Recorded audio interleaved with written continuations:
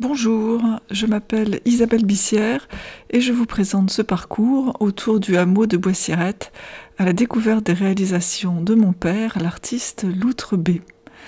Qui est Loutre B? Qui se cache derrière ce B mystérieux?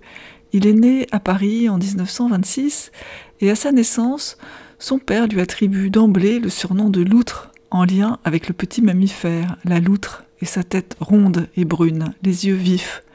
Beaucoup plus tard, le jeune garçon, devenu un homme, transformera ce surnom d'enfant en loutre avec 2 T, sans doute en lien avec la symbolique du chiffre 7.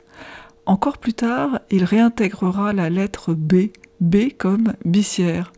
En effet, il ne souhaitait pas travailler sous le même nom que son père, l'artiste Roger Bissière, chef de file dans les années 50 de l'art non figuratif de la Seconde École de Paris. Loutre vit à Boissirette avec sa famille à partir de 1939 et développe un langage pictural propre à partir des années 60.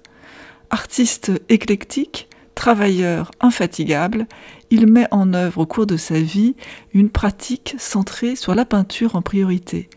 La ligne de force de ses recherches plastiques est enracinée dans sa prédilection pour une représentation rêvée de la nature, qu'il réenchante autour de la forme inépuisable de l'arbre, de la terre et du ciel.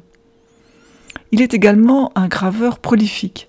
En appui avec la technique très singulière de la taille douce en couleur, il a expérimenté les multiples possibilités de la gravure avec passion et gravé plus d'1 millier de plaques.